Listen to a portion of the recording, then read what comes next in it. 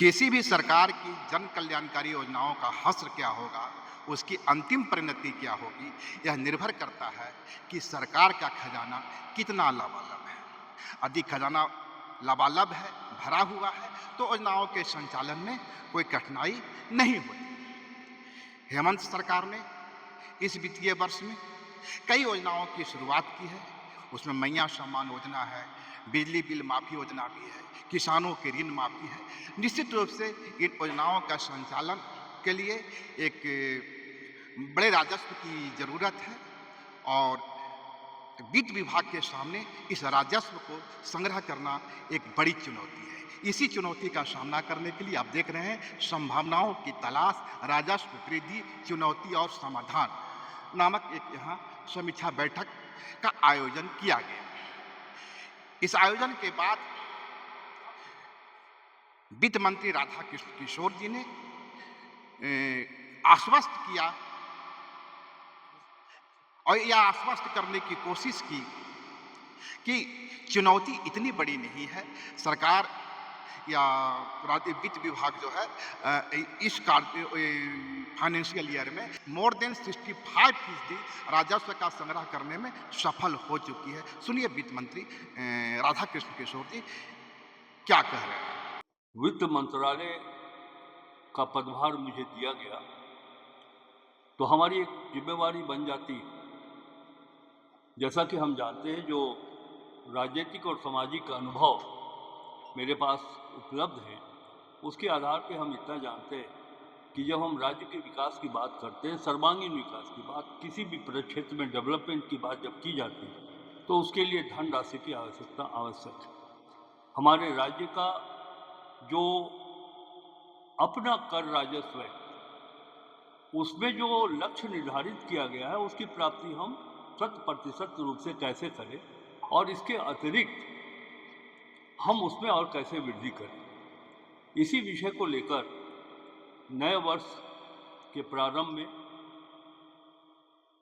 मैं, हमारे सचिव, हमारे वाणिज्य कर के आयुक्त जी, हम लोगों ने एक तय किया कि फील्ड में जितने अधिकारी पदस्थापित हैं, कर संग्रहण में क्या स्थिति है, कहाँ परेशानी आ रही है और कैसे हम उन संभावनाओं को तलाश सकते हैं जिससे कि 2025-26 के रेवेन्यू में हम अधिक से अधिक राजस्व की प्राप्ति कर सकें। इसी पर आधारित जो विभाग ने नाम दिया है आज के इस समीक्षा बैठक कह ले, तो उसका नाम यही है कि राज्य में राजस्व की संभावनाओं की तलाश कैसे की जाए, किस दिशा में की जाए कि हम उस पॉसिबिलिटी को धरती पर उतार सकें, फील्ड में उतार सकें।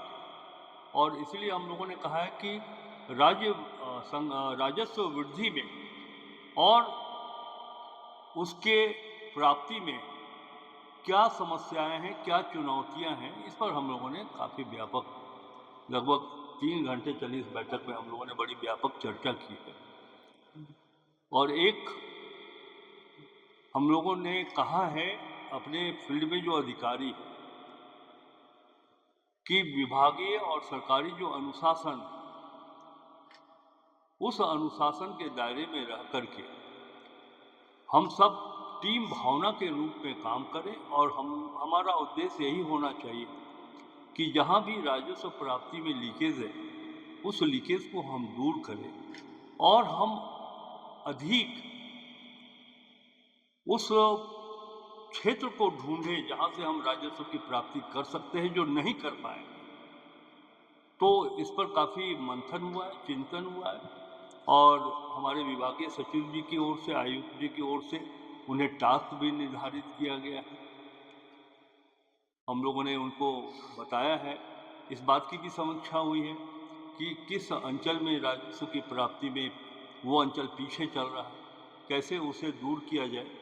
ताकि अभी आपको एक जानकारी दे दें कि दिसंबर 2024 तक जो राजस्व की प्राप्ति थी, लक्ष्य था 26,000 करोड़ रुपया, 62% राशि की वसूली की गई है और हमें पूरा भरोसा है कि हमारे अधिकारी अपने परिश्रम से और अपने दृष्टिकोण से लगभग 90 से 95% हम 31 मार्च के पहले तक उस राजस्व की प्राप्ति, उस लक्ष्य की प्राप्ति हम लोग कर लें।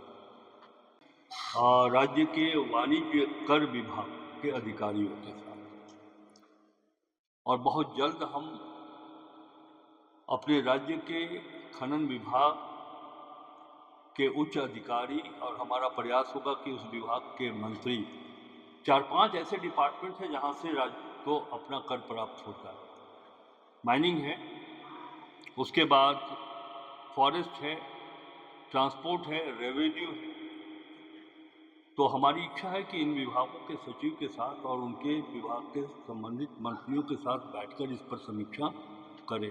एक चीज़ मैंने देखा है फाइनेंस मिनिस्टर के रूप में कि जो मूल विभाग है फाइनेंस और जो अन्य विभाग से राजस्व हमें प्राप्त होता है, हम लोगों के बीच सीधा कोई डायरेक्ट कोऑर्डिनेशन नहीं।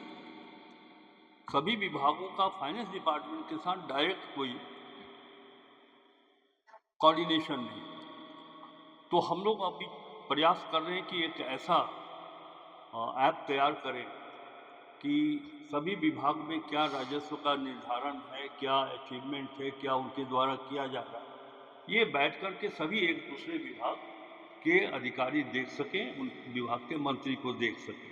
तो आपने जो प्रश्न किया है माइनिंग और बालू के बारे में, हम लोग उस पर बैठेंगे तब उस डिटेल आपको बता पाएंगे। और यही बात फील्ड में तैनात अधिकारियों को भी बताया गया है कि हम पीछे झांकने के बजाय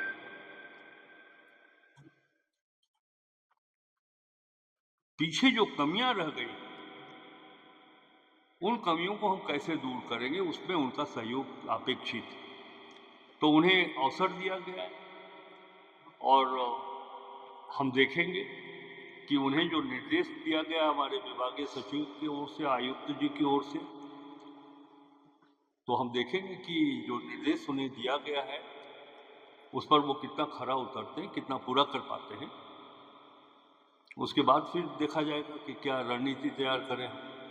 आपने देखा वित्त मंत्री राधा कृष्ण किशोर जी ने यह संभावना बताई है या यह आश्वस्त किया है कि राजस्व का संग्रह कम से कम 95 से 98% के बीच होगा और कोई बहुत बड़ी चुनौती उनकी नज़र में नहीं आती। हालांकि अधिकारियों को इस लक्ष्य को हासिल करने के लिए कड़ा संदेश दिया गया।